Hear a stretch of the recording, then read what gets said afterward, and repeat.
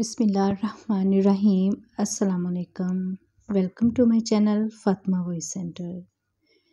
शादी के कई साल बाद अब्बा और भाई इसके घर आ रहे थे। वो बहुत खुश थी। कई पकवान तैयार किए थे, मशरूब बनाए थे। खुशी से फूली नहीं समा रही थी। खुदा खुदा करके इंतज़ार की घड़ियां ख़त्म हुई। वो बड़े शौक से इनको ड्राइंग रूम में लेकर आई। बाप ने इसके सर पर हाथ रखा। भाइयों ने भी हाल चाल पूछा। वो जल्दी से ठंडे मशरूब ले आई। ना पुत्र, बाप ने देखते ही कहा, हमारे ख़ानदान में बेटियों के घर का पानी भी हराम समझा जाता है। इसे वापस ले जा। हम तो तुझे देखने आए थे, बस अब चलते हैं। ये कहकर अब्बा और भाई वापस चले गए। और इसे वो दिन याद आ गया जब वो दुल्हन बनी बैठी थी।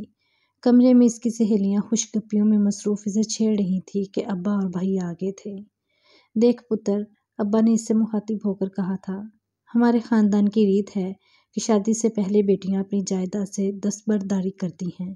ले पुत्र, तू भी इस कागज़ पर साइन कर दे।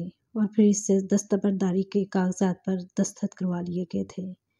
और अब वो चुपचाप खड़ी यही सोचती रह गई कि ये कैसी रीत, कैसा रिवाज है कि बेटियों के घर का पानी पीना तो हराम है, पर इनकी जायदाद का हिस्सा हड़प करना हलाल है। वीडियो पसंद आए तो लाइक करें, चैनल को सब्सक्राइब